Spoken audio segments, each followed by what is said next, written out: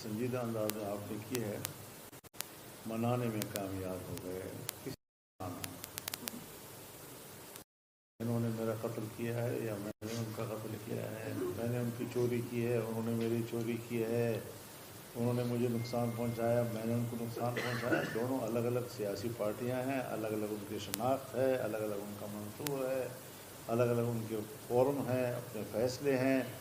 और सियासी जमातों में इख्तिलाफ के बावजूद मुल्क एक है, कॉज एक है, इत्तेफाक राय पैदा होती भी हैं, इख्तिलाफ भी पैदा होते हैं। तो आज अगर हम लोगों ने कुछ चीज़ों के ऊपर इत्तेफाक किया है तो वो एक मामूल की सियासत का हिस्सा है और ये रहना चाहिए, ये हमारी सियासत का हुस्न है। हम इस सिलसिले में चाहेंगे कि हुकूमत और अपोजिशन सब मिलकर एक आईनी तरमीम की तरफ जाए। आखिर 18वीं तरमीम भी तो हमने मिलकर की थी, हुकूमत वाले भी और अपोजिशन वाले भी सबने मिलकर की थी। और जब आइन बना था तो उस वक्त भी तो तमाम पार्टियों ने मिलकर आइन बनाया था। जुल्फ़िकार अली भुट्टो प्राइम मिनिस्टर थे, बल्कि उस आइन की रोशनी में प्राइम मिनिस्टर बनने वाले से पहले सदर पाकिस्तान थे। और उसमें मेरे वाले साहब शरीक थे, खान अब्दुल वली खान शरीक थे, प्रोफेसर गफूर शरीक थे, चौधरी ज़ुहूर इलाही साहब शरीक थे, महमूद अली कसूरी शरीक थे, और बलोच रहनुमा उसमें शरीक थे, गौस बजंजो साहब उसमें शरीक थे। तो इस तरीके से उस ज़माने में भी कुछ चीज़ें वो होती हैं कि आपको तमाम पार्टियों को मिलकर सोचना होता है कि वो मुल्क का मसला होता है, वो किसी पार्टी के ज़ाती मसाइल नहीं हुआ करते। तो आज भी सूरत हाल जब ऐसी बनी है कि आइन का मसला सामने आ गया है तो आइन को तहफ़्फ़ुज़ देना ये तमाम हमारी मुहब्ब वतन जमातों की एक ज़िम्मेदारी बनती है। और मैं सोचता हूँ कि हमने जो पार्लियामेंट को कमज़ोर करना, आइन को कमज़ोर करना, मुल्क को कमज़ोर करने वाली जितना मवाद उसके अंदर था उस सारे को हमने अगर निकालने में कामयाब हो गए हैं तो फिर यही बेहतरीन सियासत है और यही मुल्क की वफादारी की अलामत है। चेयरमैन साहब ये बता देगा कि आपकी नज़र में मसली इत्तेफाक राय से कैदी नंबर 804 को फायदा होगा या नुकसान होगा, और ये भी बता देगा ये जो तरमीम है ये 25 तारीख से पहले जो है पास होगी उसके बाद कोई मैं डेडलाइन की या ऐसे कोई बात तो बिल्कुल नहीं करूँगा।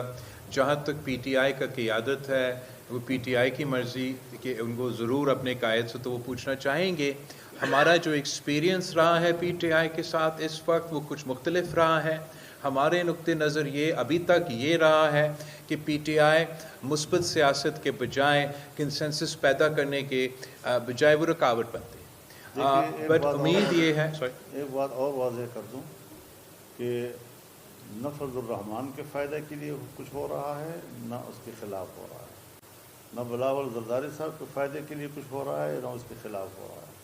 न नवाज़ शरीफ और शहबाज शरीफ के फ़ायदे और नुकसान पे हम सोच रहे हैं, न इमरान खान के फ़ायदे और नुकसान पे हम सोच रहे हैं, हम मुल्क के फ़ायदे और नुकसान पे सोच रहे हैं। तो आप सहाफ़ी हज़रात के भी ज़हनी सतह इतनी वसी होनी चाहिए कि मुल्क का फ़ायदा और नुकसान आपके मद्देनज़र होना चाहिए और इस सवाल से ज़रा गुरेज करें। Thank you. आप अस्यूम करें कि मैंने ये जवाब दिया आपका सवाल।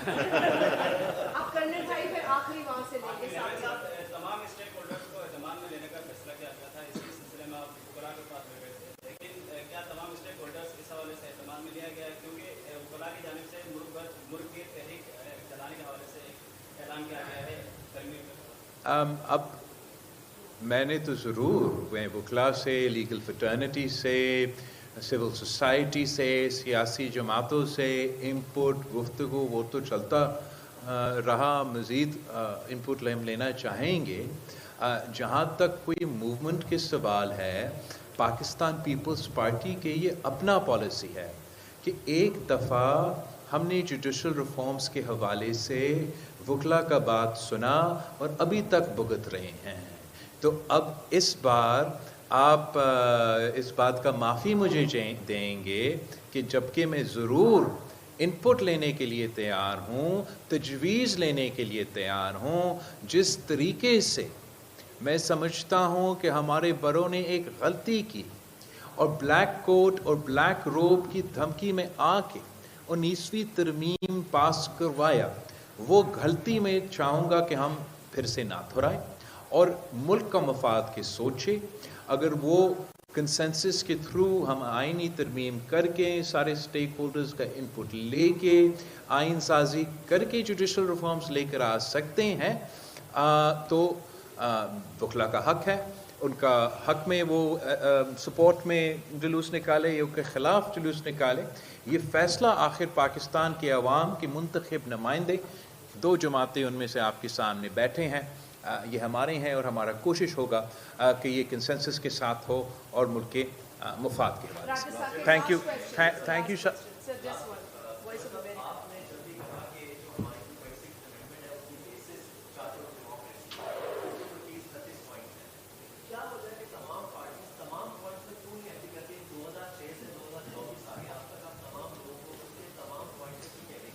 ایک تو I think that is ahistorical and out of context. 18th Amendment کو جب ہم انٹروڈیوس کروا رہے تھے تو ہمارا خواہش، ہمارا ڈیزائر تو یہ ضرور تھا کہ من و من، لفظ و لفظ، فل سٹاپ کما ہم چارٹر ڈیموکریسی کو پاس کروائیں. یہ جن وکلا کے پہلے بات کر رہے تھے نا، ان زمانوں میں ریاست نے ہونا تھا ماں کی طرح، اور ایک مہم چلا تھا جو پرسن سپیسیفک تھا، جو قانون میں، آئین میں، پاکستان میں دہائیوں سے مسئلے تھے، وہ مسئلے کو ایک طرف رکھ کے ہم نے پرسنالٹی سپیسیفک ایک محنت کیا کہ یہ بندہ بحال ہوگا اور آئین کا بالادستی ہوگا. ہم نے اس پروسیس میں کچھ قربانیاں دی، مطلب قربانی اس طریقے سے کہ 18ویں ترمیم میں ہم نے 80% آف دا چارٹر ڈیموکریسی پہ عمل درآمد کر سکیں، مگر جہاں تک جوڈیشل ریفارمز اور کانسٹیٹیوشنل کورٹس کی سوال تھا وہ کام رہ گیا، نیب ریفارمز کی سوال تھا وہ کام رہ گیا، ٹروتھ اینڈ ریکنسیلیشن کا سوال تھا وہ کام رہ گیا.